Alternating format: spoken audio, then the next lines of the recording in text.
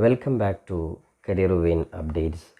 2023 അധ്യയന വർഷത്തേക്കുള്ള LBS nursing course അതേപോലെ തന്നെ വിവിധ പാരാമെഡിക്കൽ കോഴ്സിലോട്ട് അപേക്ഷ സമർപ്പിച്ച വിദ്യാർത്ഥികൾ ശ്രദ്ധിക്കേണ്ട പ്രധാനപ്പെട്ട ചില അപ്ഡേറ്റ്സുകളാണ് ഈ വീഡിയോയിൽ ഉണർത്തുവാൻ ആഗ്രഹിക്കുന്നത്. പ്രധാനമായും കറക്ഷൻ പീരീഡിൽ വിദ്യാർത്ഥികൾ എന്തൊക്കെയാണ് ചെയ്യേണ്ടത്, അതോടൊപ്പം തന്നെ വിദ്യാർത്ഥികളുടെ റാങ്ക് ലിസ്റ്റ് എപ്പോൾ പ്രസിദ്ധീകരിക്കും, തുടർന്ന് റാങ്ക് ലിസ്റ്റിന് ശേഷം എങ്ങനെ ഓപ്ഷൻ റിസർച്ച് ചെയ്യും, കൂടാതെ അലോട്ട്മെൻറ്റ് എങ്ങനെയാണ് തുടങ്ങിയ എല്ലാ കാര്യങ്ങളും, അതോടൊപ്പം തന്നെ അഡ്മിഷൻ സമയത്ത് വിദ്യാർത്ഥികൾ ഹാജരാക്കേണ്ട പ്രധാനപ്പെട്ട ഡോക്യുമെൻറ്റ്സുകൾ എന്തൊക്കെയാണ് തുടങ്ങിയ എല്ലാ കാര്യങ്ങളും ഈ വീഡിയോയിൽ ഉൾക്കൊള്ളിക്കുന്നുണ്ട്. അതുകൊണ്ട് തന്നെ LBS അപേക്ഷ സമർപ്പിച്ച എല്ലാ വിദ്യാർത്ഥികളും ഈ വീഡിയോ ആദ്യം മുതൽ അവസാനം വരെ ശ്രദ്ധയോടുകൂടെ കാണുവാൻ വേണ്ടി ഓർമ്മപ്പെടുത്തുകയാണ്. വിശദമായി വീഡിയോ പോകുന്നതിന് മുമ്പ് എഡ്യൂക്കേഷൻ അഡ്മിഷൻ സംബന്ധമായിട്ടുള്ള കൂടുതൽ വിവരങ്ങൾക്ക് ഈ ചാനൽ നിങ്ങൾ മറക്കാതെ സബ്സ്ക്രൈബ് ചെയ്ത് വെക്കുവാനും ബെല്ലൈക്കൻ എനാബിൾ ചെയ്ത് വെക്കുവാനും ഓർമ്മപ്പെടുത്തുകയാണ്. ഇപ്പോൾ 2023-24 അധ്യയന വർഷത്തേക്കുള്ള LBSൻ്റെ നേഴ്സിംഗ് അതേപോലെ തന്നെ വിവിധ പാരാമെഡിക്കൽ കോഴ്സുകൾക്കുള്ള അപേക്ഷ നേരത്തെ തന്നെ LBS വിളിച്ചിരുന്നു. അതുമായി ബന്ധപ്പെട്ട് കൃത്യമായിട്ട് അപേക്ഷ സമർപ്പിച്ചതിന് ശേഷം ഫൈനൽ കൺഫർമേഷൻ, അതായത് ലാസ്റ്റ് ഡേറ്റ് ഇന്നലെ, അതായത് 4/7/2023 ആയിരുന്നു. അപ്പോൾ 4/7/2023 എല്ലാ ഡാറ്റകളും കൃത്യമായിട്ട് ഫില്ല് ചെയ്ത് കൃത്യമായിട്ട് ഫൈനൽ കൺഫർമേഷൻ നടത്തിയ വിദ്യാർത്ഥികൾ ശ്രദ്ധിക്കേണ്ട പ്രധാനപ്പെട്ട കാര്യങ്ങളാണ് ഇനി പറയുന്നത്. അതിലൊന്നാമതായിട്ട് ശ്രദ്ധിക്കേണ്ട കാര്യമാണ് വിദ്യാർത്ഥികൾക്ക് ചില വിദ്യാർത്ഥികൾ അപേക്ഷയിൽ ചില മിസ്റ്റേക്കുകൾ കാണിച്ചുകൊണ്ട് നിങ്ങൾക്ക് ലോഗിൻ ചെയ്ത് കഴിഞ്ഞാൽ നിങ്ങൾക്ക് അവിടെ നോട്ടിഫിക്കേഷൻ വരും. അത്തരത്തിൽ ഏതെങ്കിലും മിസ്റ്റേക്കുകൾ വന്നതിൻ്റെ അടിസ്ഥാനത്തിൽ നിങ്ങളോട് ക്ലെയിം ചെയ്യാൻ വേണ്ടി, അതായത് സർട്ടിഫിക്കറ്റുകൾ അപ്ലോഡ് ചെയ്യുവാൻ വേണ്ടി ആവശ്യപ്പെട്ടിട്ടുണ്ട്. അതായത് നിങ്ങൾ ഏതെങ്കിലും സർട്ടിഫിക്കറ്റ് അപ്ലോഡ് ചെയ്തതിൽ മിസ്റ്റേക്ക് വരികയോ അല്ലെങ്കിൽ അപ്ലോഡ് ചെയ്യാതെ നിങ്ങൾ ഫൈനൽ കൺഫർമേഷൻ നടത്തുകയോ ചെയ്തിട്ടുണ്ടെങ്കിൽ അത്തരത്തിലുള്ള വിദ്യാർത്ഥികൾക്ക് വേണ്ടിയാണ് ഈ ഒരു കറക്ഷൻ പീരീഡ് വെച്ചിട്ടുള്ളത്. അപ്പോൾ നിർബന്ധമായും ശ്രദ്ധിക്കുക. കറക്ഷൻ പീരീഡ് ടൈം നിലവിൽ ശ്രദ്ധിക്കുക 7/7/2023 മുതൽ 11/7/2023 വരെ ആയിരിക്കും.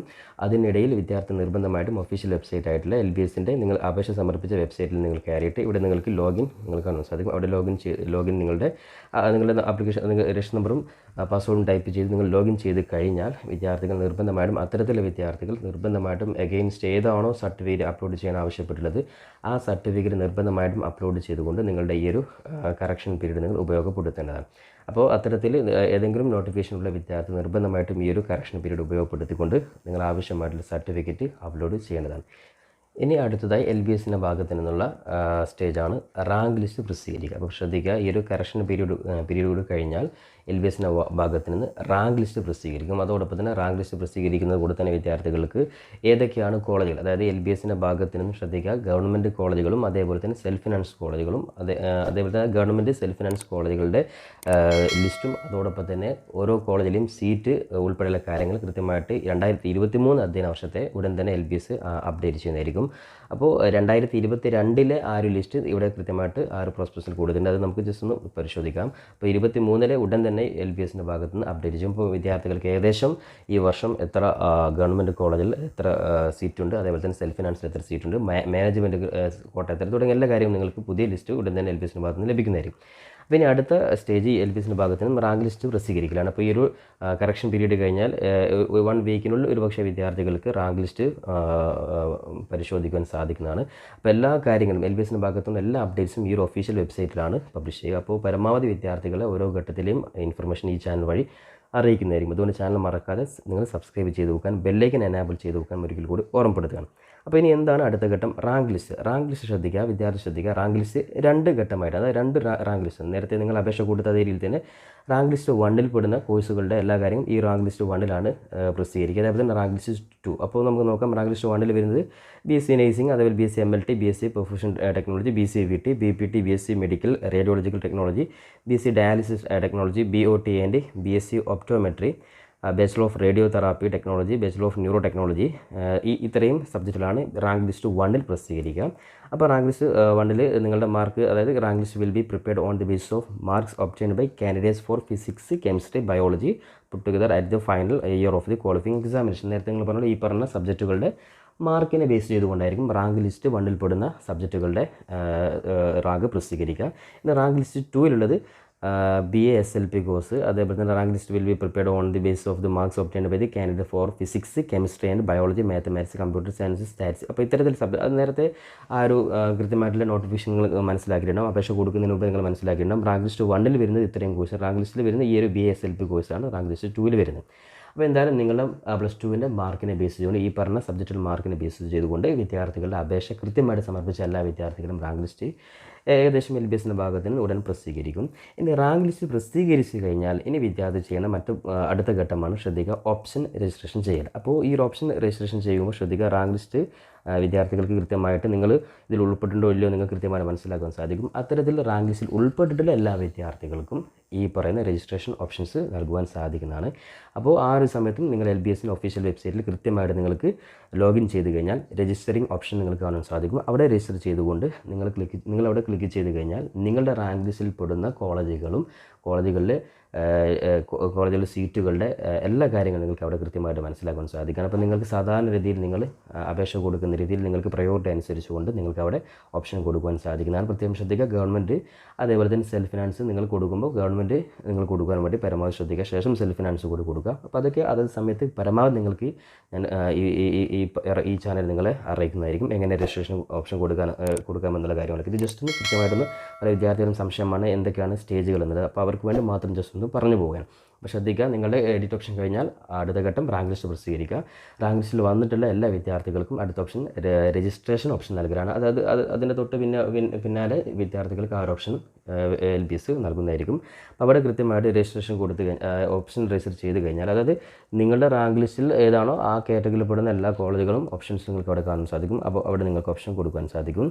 ഇനി ഓപ്ഷൻസ് കൊടുത്തു കഴിഞ്ഞാൽ അടുത്ത സ്റ്റെപ്പാണ് നിങ്ങളുടെ അലോട്ട്മെൻ്റ് ആണ്. അപ്പോൾ ഓപ്ഷൻ വിദ്യാർത്ഥികൾ കൃത്യമായിട്ട് കൊടുത്തു കഴിഞ്ഞാൽ നിങ്ങൾക്ക് അലോട്ട്മെൻറ്റിൻ്റെ സ്റ്റേജാണ് അടുത്ത ഘട്ടം. അതായത് ഫസ്റ്റ് ട്രയൽ അലോട്ട്മെൻറ്റ് പ്രസിദ്ധീകരിക്കും. അപ്പോൾ ട്രയൽ അലോട്ട്മെൻറ്റിൽ വിദ്യാർത്ഥികൾക്ക് ഏതൊക്കെ കോളേജിലാണ് ഏകദേശം നിങ്ങളുടെ മാർക്ക് അടിസ്ഥാനത്തിൽ നിങ്ങൾക്ക് ലഭിക്കുക എന്നുള്ളത് ഏകദേശം ഒരു ഐഡിയ നിങ്ങൾക്ക് ഉണ്ടാകാൻ സാധിക്കും. തുടർന്ന് വിദ്യാർത്ഥികളുടെ ഫസ്റ്റ് അലോട്ട്മെൻറ്റ്, അതേപോലെ തന്നെ ഫസ്റ്റ് അലോട്ട്മെൻറ്റ് ലഭിച്ച വിദ്യാർത്ഥികൾ ചെയ്യേണ്ട കാര്യമാണ് നിർബന്ധമായിട്ടും ട്യൂഷൻ ഫീ, റെമിറ്റൻസ് ഫീ നിങ്ങൾ എന്താക്കണം, അതായത് ഈ പറയുന്ന ഫീ നിങ്ങൾ ഒന്നാമതായിട്ട് ഫസ്റ്റ് അലോട്ട്മെൻറ്റ് അഡ്മിഷൻ ലഭിച്ച വിദ്യാർത്ഥികൾ അടക്കണം. ഇനി ഫസ്റ്റ് അലോട്ട്മെൻറ്റിന് ശേഷം വിദ്യാർത്ഥികൾക്ക് ഫസ്റ്റ് അലോട്ട്മെൻറ്റ് അഡ്മിഷൻ ലഭിക്കാതെ വിദ്യാർത്ഥികൾക്ക് വീണ്ടും എഡിറ്റ് ഓപ്ഷൻ, ഡിലീറ്റ് ഓപ്ഷനൊക്കെ യൂണിവേഴ്സിറ്റി LBSൻ്റെ ഭാഗത്ത് നിന്ന് ലഭിക്കുന്നതായിരിക്കും. തുടർന്ന് വിദ്യാർത്ഥികൾക്ക് സെക്കൻഡ് അലോട്ട്മെൻറ്റും അതേപോലെ തന്നെ തേർഡ് അലോട്ട്മെൻറ്റ്, സാധാരണയായിട്ട് 3 അലോട്ട്മെൻറ്റ് നോർമലായിട്ട് വിദ്യാർത്ഥികൾക്ക് പ്രതീക്ഷിക്കാൻ സാധിക്കും. ഇനി ഫസ്റ്റ് അലോട്ട്മെൻറ്റ് കിട്ടാത്ത വിദ്യാർത്ഥികൾക്ക് സെക്കൻഡും തേർഡും നിങ്ങൾക്ക് വെയിറ്റ് ചെയ്യാൻ സാധിക്കുന്നതാണ്. ഇനി അതിനുശേഷം നിങ്ങളുടെ അഡ്മിഷനാണ്. അപ്പോൾ അലോട്ട്മെൻറ്റ് 3 കഴിഞ്ഞാൽ വിദ്യാർത്ഥികൾക്ക് ഏകദേശം ആ 3 അലോട്ട്മെൻറ്റിനുള്ളിൽ തന്നെ വിദ്യാർത്ഥികൾക്ക് അഡ്മിഷൻ ലഭിക്കുന്നതായിരിക്കും. അപ്പോൾ എന്തായാലും ഇനി അഡ്മിഷൻ ലഭിച്ചു കഴിഞ്ഞാൽ, അഡ്മിഷൻ ലഭിച്ചു കഴിഞ്ഞാൽ നിങ്ങൾ നിർബന്ധമായിട്ട് നിങ്ങളുടെ കൈവശം ഉണ്ടായിരിക്കേണ്ട സർട്ടിഫിക്കറ്റുകൾ കൂടി നമുക്ക് നോക്കാം. ഈ പറയുന്ന എല്ലാ സർട്ടിഫിക്കറ്റുകളും നിങ്ങൾ കോളേജിൽ ഹാജരാക്കേണ്ടതാണ് അഡ്മിഷൻ സമയത്ത്. അപ്പോൾ ഈ സർട്ടിഫിക്കറ്റ് നിങ്ങളുടെ കൈവശം ഉണ്ടെന്ന് ഇപ്പോൾ തന്നെ നിങ്ങൾ ഉറപ്പുവരുത്തുക. അപ്പോൾ ഇതിൻ്റെ മുന്നോടിയായിട്ട് പറയുകയാണ്, സംവരണം തെളിയിക്കാൻ വേണ്ടിയിട്ടുള്ള സർട്ടിഫിക്കറ്റ്, അതായത് നിങ്ങളുടെ കമ്മ്യൂണിറ്റി സർട്ടിഫിക്കറ്റ്, അത് SC/ST വിഭാഗത്തിൻ്റെത്, അതേപോലെ OBC വിഭാഗത്തിൻ്റെ നോൺ ക്രിമിനൽ സർട്ടിഫിക്കറ്റ്, അതേപോലെ തന്നെ EWS കാറ്റഗറി വിഭാഗത്തിന് നിങ്ങളുടെ സംവരണം തെളിയിക്കുവാൻ ആവശ്യമായിട്ടുള്ള സർട്ടിഫിക്കറ്റ്, നിങ്ങൾ ഒറിജിനൽ സർട്ടിഫിക്കറ്റ് നിങ്ങൾ നിർബന്ധമായിട്ടും നിങ്ങൾ വാലിഡ് ആയിട്ടുള്ള സർട്ടിഫിക്കറ്റ് നിങ്ങൾ വില്ലേജ് ഓഫീസിൽ നിന്ന് വാങ്ങേണ്ടത്. വില്ലേജ് ഓഫീസിൽ, അതായത് നോൺ ക്രിമിനൽ ആണെങ്കിൽ OBC വിഭാഗക്കാരുടെ നോൺ ക്രിമിനൽ സംവരണം തെളിയിക്കാൻ വേണ്ടിയിട്ട് വില്ലേജ് ഓഫീസറുടെ, അതേപോലെ തന്നെ EWS കാറ്റഗറി, അതേപോലെ SC/ST ഇതിൻ്റെയൊക്കെ സർട്ടിഫിക്കറ്റ് നിങ്ങൾ കാസ്റ്റ് സർട്ടിഫിക്കറ്റ് നിർബന്ധമായിട്ട് നിങ്ങൾ ഒറിജിനൽ നിങ്ങൾ കൈവശം നിങ്ങളുടെ അടുത്തുണ്ടെന്ന് ഉറപ്പുവരുത്തേണ്ടതാണ്. ഇനി നമുക്ക് കോമൺ ആയിട്ടുള്ള സർട്ടിഫിക്കറ്റ് ഏതൊക്കെ ഡോക്യുമെൻറ്റ്സ് നമുക്ക് നോക്കാം. ഒന്നാമതായിട്ട് candidates print out of the application form. നിങ്ങൾ നേരത്തെ ആപ്ലിക്കേഷൻ ഫോമിൻ്റെ ആ ഒരു പ്രിൻ്റ് ഔട്ട് ഫൈനൽ കൺഫർമേഷൻ എടുത്തു കഴിഞ്ഞാൽ കൊടുത്തവർക്കൊക്കെ പ്രിൻ്റ് ഔട്ട് ഉണ്ടാവും, അത് നിങ്ങൾ പ്രിൻ്റ് എടുത്ത് വെക്കുക. ഇനി അലോട്ട്മെൻറ്റ് മെമ്മോ ആണ്, അതായത് നിങ്ങളുടെ അലോട്ട്മെൻറ്റ് ലഭിച്ചു കഴിഞ്ഞാൽ നിങ്ങൾക്ക് അലോട്ട്മെൻറ്റ് മെമ്മോ നിങ്ങൾക്ക് ഡൗൺലോഡ് ചെയ്യുവാൻ സാധിക്കും, അത് പ്രിൻ്റ് എടുത്ത് വെക്കണം. അതൊക്കെ കോമൺ ആയിട്ട് അഡ്മിഷൻ സമയത്ത് നിങ്ങൾ അറിയിക്കാം. ഇനി അതേപോലെ തന്നെ റെസിപ്റ്റ് ഓഫ് ട്യൂഷൻ ഫീ, അതായത് അലോട്ട്മെൻറ്റ് ലഭിച്ച നിർബന്ധമായിട്ട് നിങ്ങൾ ട്യൂഷൻ ഫീ നിങ്ങൾ അടക്കണം, അതിൻ്റെ പ്രിൻ്റ് ഔട്ട് എടുത്ത് വെക്കണം. ഇനി ശ്രദ്ധിക്കുക, certificate prove date of birth, നിങ്ങൾ ഡേറ്റ് ഓഫ് ബർത്ത് പ്രൂവ് ചെയ്യാനുള്ള സർട്ടിഫിക്കറ്റ് ആണ്. അത് നിങ്ങളുടെ കൈവശം ബർത്ത് സർട്ടിഫിക്കറ്റ് ഉണ്ടെങ്കിൽ അത് മതി. ഇനി അല്ലെങ്കിൽ SLC ഒറിജിനൽ സർട്ടിഫിക്കറ്റ് നിങ്ങൾ ഡേറ്റ് ഓഫ് ബർത്ത് കാണിക്കുന്നുണ്ടെങ്കിൽ അത് നിങ്ങൾ കാണിക്കാം. ഇനി ബർത്ത് സർട്ടിഫിക്കറ്റ് ഉള്ളവർ അത് തന്നെ സമർപ്പിക്കുക, അതാണ് ഏറ്റവും ബെറ്റർ. ഇനി TC-യും കോൺടാക്ട് സർട്ടിഫിക്കറ്റാണ്, നിങ്ങൾ ലാസ്റ്റ് പഠിച്ച സ്ഥാപനത്തിലെ TC-യും കോൺടാക്ട് സർട്ടിഫിക്കറ്റും നിങ്ങളുടെ കൈവശവും നിങ്ങൾ ഉറപ്പുവരുത്തുക. ഇനി original mark list of the qualifying examination, നിങ്ങൾ ഹയർ സെക്കൻഡറിയുടെ, അതായത് നിങ്ങളുടെ ഒറിജിനൽ മാർക്ക് ലിസ്റ്റ്, കൂടാതെ eligibility certificate from any university in Kerala, അതായത് ഈ കേരളത്തിലുള്ള എക്സാം ബോർഡ്, അത് എക്സാം ബോർഡിന് പുറത്ത് പഠിച്ചവർ, അതായത് നമ്മൾ കേരള ഹയർ സെക്കൻഡറി ബോർഡിന് പുറത്ത് പഠിച്ചവരാണെങ്കിൽ, അതേപോലെ തന്നെ Kerala examination conducted by CBSE, ICSE, ISCE or degree from other university or boards, ഇത്തരത്തിൽ പുറമേ നിന്ന് പഠിച്ചവരാണെങ്കിൽ അവരുടെ ഈ ഒരു എലിജിബിലിറ്റി സർട്ടിഫിക്കറ്റ് നിങ്ങൾ നിർബന്ധമായിട്ട് നിങ്ങൾ സെറ്റ് ചെയ്ത് വെക്കണം. ഇനി നോർമൽ കേരളത്തിൽ നിന്ന് പഠിച്ച ഹയർ സെക്കൻഡറി ബോർഡ് ആവശ്യമില്ല.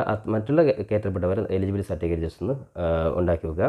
ഇനി മൈഗ്രേഷൻ സർട്ടിഫിക്കറ്റ് ആവശ്യമാണെങ്കിൽ മാത്രം മൈഗ്രേഷൻ, അതായത് സ്റ്റേറ്റ് മാറുമ്പോൾ അങ്ങനെയുള്ളവർക്ക് മൈഗ്രേഷൻ സർട്ടിഫിക്കറ്റ് ജസ്റ്റ് ഒന്ന് സെറ്റ് ചെയ്ത് വെക്കുക. ഇനി അതേപോലെ തന്നെ ഫിസിക്കൽ ഫിറ്റ്നസ് സർട്ടിഫിക്കറ്റ്, അപ്പോൾ നിങ്ങളുടെ ഫിസിക്കലി എന്തെങ്കിലും അത്തരത്തിലുള്ള ഡിസബിലിറ്റി അങ്ങനെയൊക്കെ ഉണ്ടെങ്കിൽ നിങ്ങൾ നിർബന്ധമായിട്ട് മെഡിക്കൽ സർട്ടിഫിക്കറ്റ് ആ കേരളത്തിൽ നിങ്ങൾ സെറ്റ് ചെയ്ത് വെക്കുക. ഇനി അതോടൊപ്പം തന്നെ certificate showing the candidate has got himself or herself vaccinated against, okay, അതൊക്കെ നോർമൽ ആയിട്ടുള്ള കാര്യങ്ങൾ. പിന്നെ ഇൻകം സർട്ടിഫിക്കറ്റ്, ഞാൻ നേരത്തെ പറഞ്ഞാൽ ഇൻകം സർട്ടിഫിക്കറ്റ്, അതേപോലെ തന്നെ കാസ്റ്റ്, ഇതൊക്കെ നിങ്ങൾ കൃത്യമായിട്ട് സെറ്റ് ചെയ്ത് വെക്കുക. ഇൻകം സർട്ടിഫിക്കറ്റ് എല്ലാ വിദ്യാർത്ഥികളും നിർബന്ധമായിട്ടും സെറ്റ് ചെയ്ത് വെക്കുക. അതായത് റവന്യൂ അതോറിറ്റിയുടെ ഇൻകം സർട്ടിഫിക്കറ്റ് നിർബന്ധമായിട്ട് നിങ്ങൾ സെറ്റ് ചെയ്ത് വെക്കണം. അപ്പോൾ ഇത്തരത്തിലുള്ള പ്രധാനപ്പെട്ട കാര്യങ്ങളാണ്. ഇനി കൂടാതെ ഇനി അപേക്ഷ സമയത്ത് വേറെ ഏതെങ്കിലും നിങ്ങൾ സംവരണം അല്ലെങ്കിൽ നിങ്ങളുടെ വെയിറ്റേജ് ലഭിക്കാൻ വേണ്ടി നിങ്ങൾ കൊടുത്തിട്ടുണ്ട്, അതൊക്കെ നിങ്ങൾ കൈവശമുണ്ടെന്ന് ഒറിജിനൽ നിങ്ങൾ ഉറപ്പുവരുത്തുക. ഇതൊക്കെ നിങ്ങളുടെ trial allotment first second third allotment കഴിഞ്ഞ് കോളേജിൽ അഡ്മിഷൻ എടുക്കുന്ന സമയത്ത് സെറ്റ് ചെയ്താൽ മതി. അതുകൊണ്ട് നിലവിൽ ഇനിയും ഇല്ലാത്തവർ കൈവശം പെട്ടെന്ന് എന്താക്കുക, ഇത്തരത്തിൽ സർട്ടിഫിക്കറ്റ് സെറ്റ് ചെയ്യാൻ വേണ്ടി ശ്രമിക്കുക. അപ്പോൾ ഇത്രയും കാര്യങ്ങളാണ് LBSൻ്റെ BSc മെഡിക്കലും പാരാമെഡിക്കൽ കോഴ്സുമായി ബന്ധപ്പെട്ട് വിദ്യാർത്ഥി ശ്രദ്ധിക്കേണ്ടത്.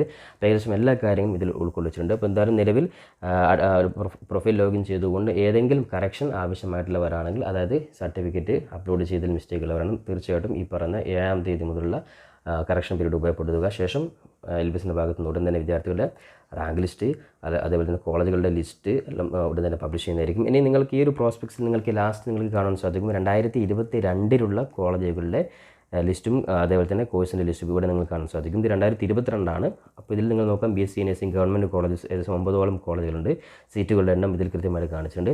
ഇനി BSc nursing college under SIMET അവിടെയുള്ള കോളേജുകളും സീറ്റുകളുടെ എണ്ണം ഇവിടെ കൃത്യമായിട്ട് കൊടുത്തിട്ടുണ്ട്. ഇനി മലബാർ ക്യാൻസർ സെൻ്ററിന് കീഴിലുള്ളത്, അതേപോലെ തന്നെ സെൽഫ് ഫിനാൻസ് കോളേജിന് കീഴിലുള്ളത്, എല്ലാ കാര്യങ്ങളും 2022 ഇവിടെ ഏകദേശം കൊടുത്തിട്ടുണ്ട്. അപ്പോൾ എന്തായാലും 2023 തീർച്ചയായിട്ടും മാറ്റങ്ങളുണ്ടാകും. അപ്പോൾ അപ്ഡേറ്റ് ചെയ്തിട്ടുള്ള ഏകദേശം ഒരു ഐഡിയ നിങ്ങൾക്ക് ഈ ഒരു ലിസ്റ്റ് പ്രകാരം നിങ്ങൾക്ക് ഉണ്ടാക്കി വെക്കാൻ സാധിക്കുന്നതാണ്. എന്തായാലും LBSൻ്റെ ഭാഗത്ത് നിന്ന് പുതിയ അപ്ഡേറ്റ് വരുമ്പോൾ തീർച്ചയായും നിങ്ങൾ ഈ ചാനൽ വഴി പരമാവധി അറിയിക്കുന്നത്. അതുകൊണ്ട് തന്നെ ചാനൽ നിങ്ങൾ മറക്കാതെ സബ്സ്ക്രൈബ് ചെയ്ത് വെക്കാനും ബെല്ലൈക്കൻ എനാബിൾ ചെയ്ത് വെക്കാനും ഓർമ്മപ്പെടുത്തിക്കൊണ്ട് പുതിയൊരു LBSൻ്റെ അപ്ഡേറ്റുമായി നമുക്ക് വീണ്ടും കണ്ടുമുട്ടാം. അതുവരേക്കും തൽക്കാലം it's me Sawad Alicheri. Thank you for watching this video.